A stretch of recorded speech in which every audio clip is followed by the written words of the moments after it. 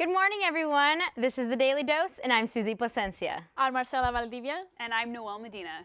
How are we all doing this chilly December morning? So honestly, I'm feeling a little stressful with the holiday season, trying to buy gifts for everyone, but also trying to end the year strong. Yeah, I'm feeling that same way. Really stressed out with the holidays approaching so quickly. Long lines. Long lines, yeah. And this is actually, studies have shown that this is the time of year where people experience higher levels of anxiety, which is so ironic because it's supposed to be the happiest time of the year, right? Absolutely, not to mention holiday travel. That's stressful. There's nothing more stressful than getting off of a 12-hour flight and just feeling miserable. But you know what helps? A spa day. Oh yeah. I got to visit an amazing spa just outside of Stockholm, Sweden. Can't wait to show you guys the photos. Let's take a look. So here, I went for a brisk walk in the morning, nice and cold, but that didn't bother me one bit because look at this view. I really love the colors and it looks so peaceful. Gorgeous. Next, amazing food, 100% local ingredients and 100% locally caught fish as well. Wow. And an A+ on presentation. Yeah. Yes, yes. Gorgeous, gorgeous plate. And lastly, a photo of yours truly. There's me hanging out in a traditional yukata after getting a spa facial and relaxing with a hot cup of green tea matcha. Love that photo. So what else is unique about this spa, Susie? So what's great about the spa is the fusion of Swedish and Japanese culture. They really blend both cultures together, both the Swedish spa and Nordic styles, along with the traditional Japanese bathing culture. I can't wait to show you guys more. Let's take a look. Water is an essential part of life. It hydrates, cleanses, and according to experts, helps promote long-term health and well-being. For thousands of years, the Japanese have used bathing for deep spiritual rejuvenation in addition to routine body cleansing. Still in Japan, we see the things somehow holistically. It's just like a very natural thing that we do. You're not just only washing your body, but you're washing your mind and soul as well. Japan operates more than 20,000 bathhouses, and the popularity of traditional Japanese bathing is spreading beyond Japan's borders in the form of themed spa resorts. One such destination is Yasuragi in Stockholm, Sweden. As one of the largest Japanese inns outside of Japan, they respect and celebrate ancient traditions of bathing and spa while promoting health and relaxation among their guests. People come here, our guests and customers come here to feel good. The fantastic ritual in Japan that they almost every day go to a spa and wash away stress. I think it's amazing that we for over 20 years has been working with this kind of concept and just made it even more Japanese every day. The inspired destination catches the attention of nearby Swedes looking for a weekend getaway, as well as faraway visitors in search of rest, relaxation, and a little bit of Japanese nostalgia.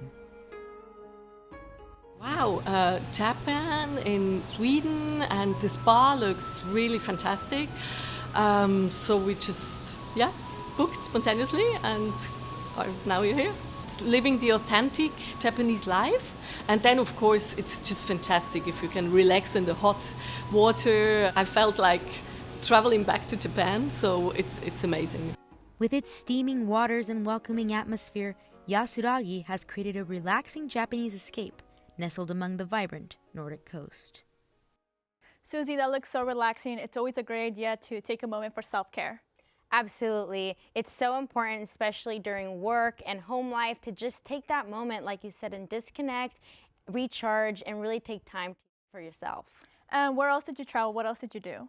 So I also had the opportunity to travel to Italy. It was wonderful there. I got to visit the Global Wellness Summit, where I got to see Dan Buettner talk all about the Blue Zones concept, which actually Noelle is going to be able to talk to us a little bit more about. That's right, guys. After years of research, Buettner and his team have identified regions of the world called blue zones, where people are living longer and better. Places like Sardinia, Italy, Nicoya, Costa Rica, and even Redondo Beach, California. That's right, LA's beach cities are reaping the benefits of health initiatives inspired by Blue Zone living, which is based on more than just diet and exercise. The secret is finding your right tribe. The ocean isn't the only thing that makes Redondo Beach blue. Many times we'll stop and watch the dolphins playing in the ocean as we walk. The city itself is a designated blue zone, a spot on the map where people are maximizing their vitality by practicing 9 lifestyle habits shared by people around the world who live the longest. What I found from the blue zones is I found friends and like-minded people, which I think is critical for mental health. Joan Edelman leads this group of residents on weekly walks that focus more on community than on getting in shape. Together, they form what's called a moai, a social circle committed to the health and wellness of one another. I think that it has saved my life. Joan's husband, Erwin, is 90 years old and has walked more than 6,000 miles since joining the moai in 2011. He walks a shorter route than the rest of the group, but doesn't slow down the pace. Truly never in my life did I think that I'd be chasing down a 90-year-old. This guy's fast.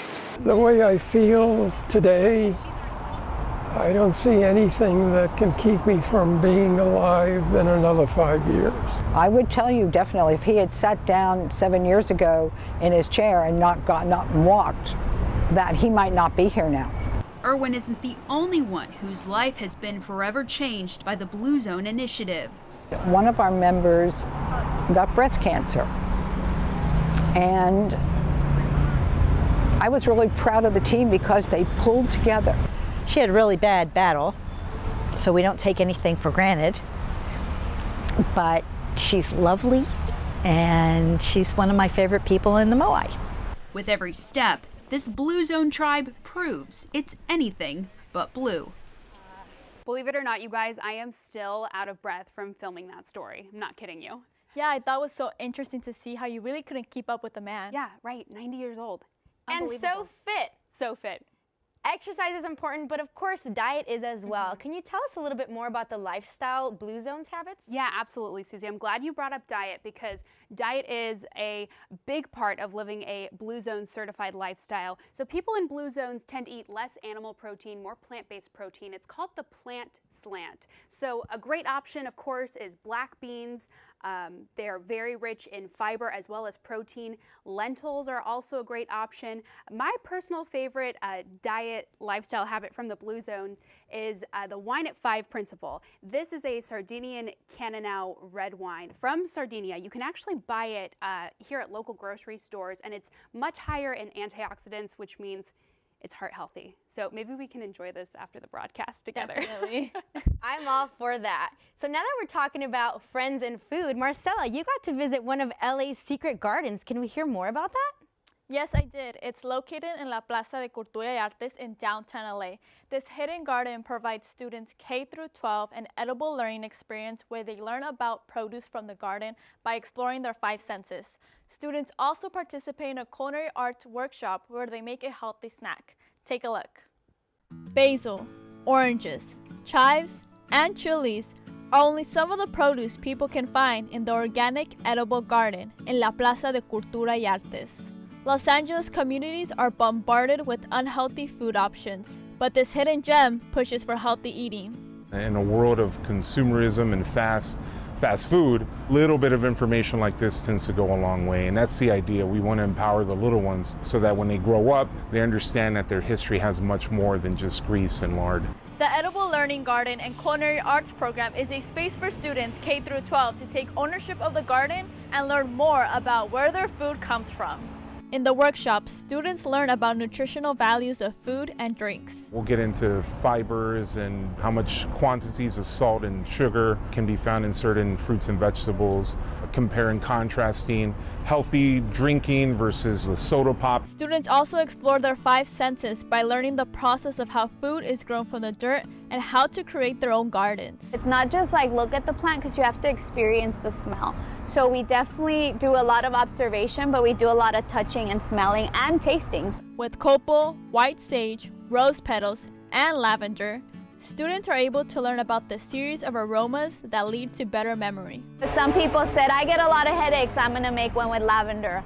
Oh, my job is really stressful, I'm gonna make one with rose petals because I wanna smell it. So the nice thing is just connecting smells to also well-being. Through smells, plants, and hands-on experience, the program aims to increase the likeliness of students to live a healthy and peaceful lifestyle in the future. It's their foundation, right? And if they learn it now, they're going to have a wider appreciation and know that plants can be there for them if they need therapy, if they need a place to just relax. Although kids are skeptical about the garden at first, at the end of the day, they leave with a stronger connection towards plants.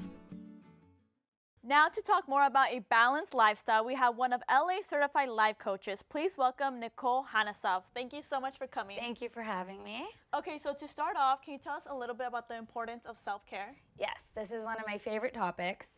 Self-care is so important to be able to accomplish anything. And we live in a time where people are doing and they're accomplishing and they're on the go all the time, which is great. But usually what happens, the first thing out the window on the back burner is yourself. People forget to eat, they stop exercising because they're so busy, or whatever that is important to them, they put it to the side because they're busy. It's always that work-home routine or work-school routine, right? Exactly. But people don't realize that in order to be able to do and to be able to have the energy to accomplish anything, you need to have energy inside of you, right? So people are like cups. And we have water inside of our cup, and what we do is we want to pour water in everyone's cup. We're helping this person, we're doing that, and what happens, you get to a point of exhaustion because there's no more water in your cup. And you get frustrated, and you get angry, and you become kind of just in a bad mood, you know? You get to that space. Yeah. Guilty. Yeah, exactly. You're just exhausted. You just want to veg out on the couch because you have no energy.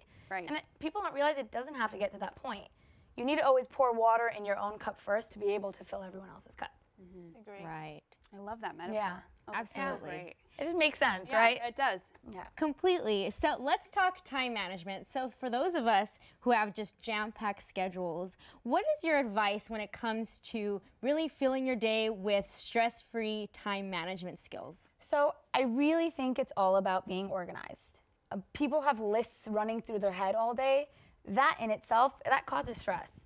That makes, that just overwhelms you. You don't need to memorize everything. Write it down. Have a calendar, have a to-do list. Put it out of your head onto a piece of paper. That in itself, psychologically, relieves a lot of stress. Check everything. Right? Yeah, checking it off is the best feeling, for sure. So what I usually tell my clients is write a list of everything you have to do, and then estimate the time. Estimate how long each task is going to take you. That way you have a real good, solid understanding of what you have to do and how long it's going to take. So there's no more stress and worrying and all that. Then I have them prioritize based on when something is due, when you have to do it by, kind of all of that stuff, prioritizing most important to least, then plugging it into your calendar, plugging it into your schedule. Every night before bed, go through and see, okay, do I have 30 minutes to accomplish my number one thing on my to-do list? Great, then cross it off. Wow, great. And I get to make use of all those journals I have lying around. I know, right? Same. I have so many. And Nicole, how can we best manage all the internal stress, kind of what's going on in here and up here versus out in the world? So I think there are two different ways to handle it. One is the actual task, the stress of the actual task, and then the emotional stress within you. The actual task, kind of like what we said, is write it out. We worry ourselves so much, and yes, people have a lot to do. Put it out onto a piece of paper and recognize realistically, step out of the stress, and logically realize, okay, this is what I have to do it. Stressing about it, worrying about it, it's gonna make you backtrack. It's not gonna actually move you forward. So all you have to do is logically understand, and like Nike, just do it. Seriously. So then the second step is about yourself. Kind of going into how to manage it in yourself. Step out of it. Go for a walk, go into nature, go exercise, do something of self-care to realize this stress isn't serving me. You're not gonna do a good job if you're stressed. The work you're gonna produce is not gonna go anywhere. Right. It's not gonna have the energy that you need for it.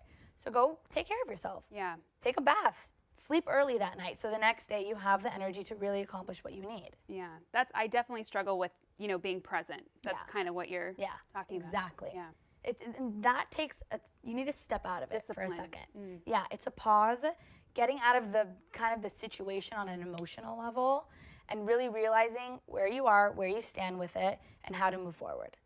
And you talk about tasks and putting them on a piece of paper. To end, you know, we have New Year's approaching. What's the importance of setting goals for next year? So I love New Year's, and it's for some reason everyone uses that as a reason to set goals, which is great because everyone should. But I actually believe that you need to have goals always.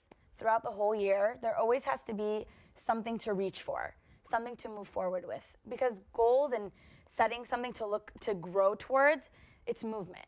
And in life, you need movement. You can't stay stagnant. It doesn't work. It's not healthy. Because then you feel stuck. You feel like you're in the same place. You feel like you're in a funk. So it's really important to be able to set those goals. Yeah, a lot of people have daily goals, weekly goals, monthly goals, right? Exactly. So for New Year's or for any goals in particular, I think it's so important to have that. But what happens is people set goals that, and if they don't accomplish it within a month, they let it go. Yeah. They're so hard on themselves. And it is about the big goal, but to be able to accomplish any big goal, it's about setting small goals.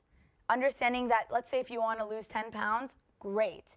But that's everyone's New Year's resolution, right? Of course. So, yeah, right? So, you know, you're not losing the 10 pounds after a month, and you give up and you go eat 10 pieces of cake. It doesn't work. You need to, okay, this month I want to lose just 3 pounds. My small goal will be, I'm not going to eat past 7 o'clock. That's one little step towards the big goal.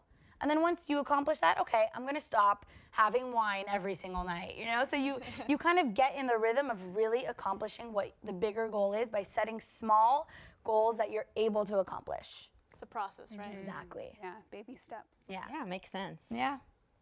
Well, thank you so much for joining us today. for We having really me. appreciate it. If you'd like to learn more about her and her practices, please follow her on Instagram at Nicole Nor Coaching. Thank you for joining us today on the Daily Dose. That's all the time we have. Until next time, stay well.